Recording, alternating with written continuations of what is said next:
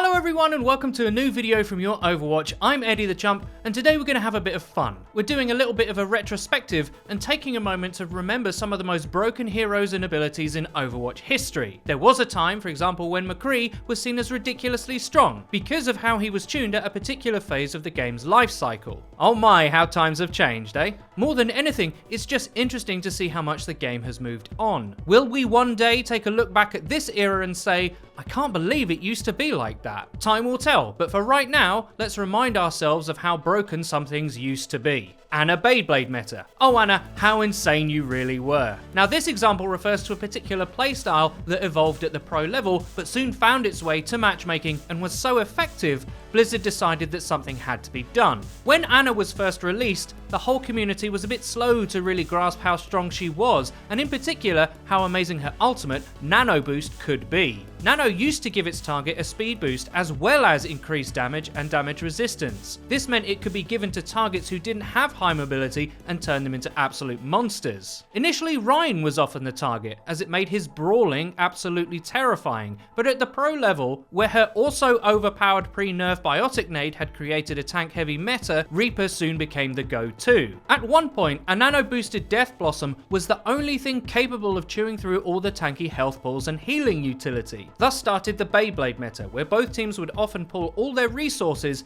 into making a big Reaper and Ana ultimate combo their teamfight winning weapons. If you've ever been at the wrong end of a Beyblade play, you'll remember how little could be done about it, and if you ever pulled one off, you'll also be able to reflect on how dominant it was at the time. As much as I want Ana to be really good again because of how much skill it takes to use her, I think we can all agree we don't miss this example of her at her strongest. Roadhog Hook 1.0. There have been many iterations on Roadhog's hook over the game's life. It proved to be one of the most divisive and difficult abilities to get right for Blizzard. Where the hook would place a target changed, how close they'd be to you, the amount of ammo Roadhog had, the spread and damage of his weapon, they all saw adjustment. But by far his most broken state was the raw 1.0 hook. Many a meme and angry montage video were made about how this ability could seemingly ignore geometry or even time and space to bring a target in for an insta-kill. It was so strong at a certain point, normal line of sight evasion rules seemed not to apply. If you were strafing round a wall, but the hook caught you as you were moving, it would pull you from around a surface and into the welcoming arms of a junk shotgun blast to the face, even if you'd fully got out of his line of sight.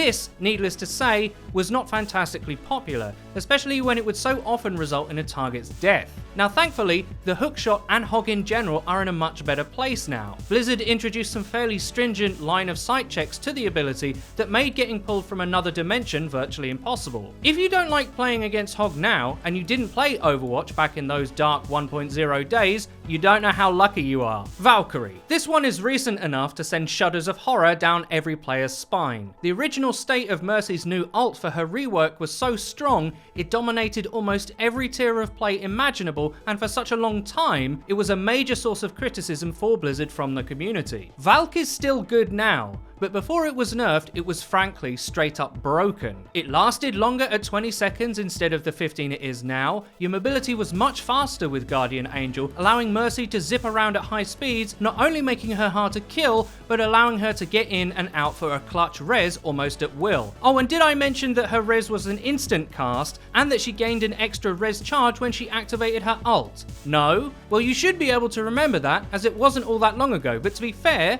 I wouldn't blame you if you tried to blank that whole era from your memory. That'd be a tall order, however, as it went on for a totally unreasonable amount of time. Over 180 days, in fact. Never has anything dominated the game so thoroughly for so long, and despite what some Mercy players might tell you, her nerf was not only necessary, but a direct gift from God Jeff himself. The fact pros are still playing her now regularly in her nerf state shows she's still viable, but thankfully, not as god tier as she once was. Old McCree. Now I know what you're thinking, McCree? Overpowered? What a load of rubbish. Well, at some points, yes he was actually. Another hero who's gone through quite a lot of iterative changes, there have been moments when he was quite broken. Nobody wants to talk about it, but Fan the Hammer used to absolutely shred tanks and squishies alike. Its damage at release was far too much, and it made him an absolute meta pick. His stun is still potent now, but back then, one stun could mean you could eat away a tank's health pool with 2 fan the hammers and a roll in between, no problem. And that's before any damage boosting like Mercy Amp or Discord Orb. He was a monster and needed reining in. His damage drop off has been adjusted several times too. At one point very early on, he simply didn't have any. He could just 3-tap across the map with impunity, obviously making a hero like Widow fairly redundant. It was then nerfed, then extended back out again, then nerfed again. How the damage dropped off was also changed. In the past, it used to drop off in a linear fashion, meaning that it would decrease evenly over distance. But now it's much more severe, with him having a very defined max damage output range and virtually firing blanks outside of that. Now, all of this isn't to say we think McCree is perfect now how he is. We've made videos talking about how he could use adjustment, even if those adjustments were minor. But I think we can all agree the game is better for not having him be overpowered like he once was. Old Widow. In a similar vein to McCree, there was once a time where Widow was an absolute meta pick, but for different reasons to her prevalence at pro level now. She's also seen a raft of changes, but one of the biggest was her damage profile. At release, Widow could do 150 damage on a fully charged shot to the body. That doesn't seem that much, but when you consider that she could one-shot a tracer to the body without damage amp, it starts to look a bit ridiculous. Also at the time, Zen had 150 health too, which made playing against her a bit of a nightmare. Her ultimate, which is essentially a wall hack, also went unannounced in the early stages of the game's life. You wouldn't know it was up, and many players would just peek into it for easy kills. As Widow, you could also perform some scope animation cancelling early on, making your second shot follow-up much faster than it is now. This was huge for high-level players, and she was seen as so strong that a lot of teams just built around her at the fledgling pro level. Widow is certainly very strong now, but not in the ways that made her feel unfair previously. Now she can be much more mobile and outplay you, rather than you walking into a disadvantage you didn't know you had. Honourable mention, Bastion Rework 1.0. Now I put this on the list here because, to be fair to Blizzard, the initial broken strength of the Bastion rework lasted a very little time before it caught a swift nerf. Bastion had a lot of things changed about him, like being able to heal while mobile, having better accuracy in recon mode, and a faster deployment time of his turret form. But most of the problems came from his Ironclad passive damage resistance. When it was first implemented, Ironclad would decrease incoming damage by 35%. That, ladies and gentlemen, made him very difficult to kill, almost hilariously so. Blizzard very quickly nerfed that down to 20%,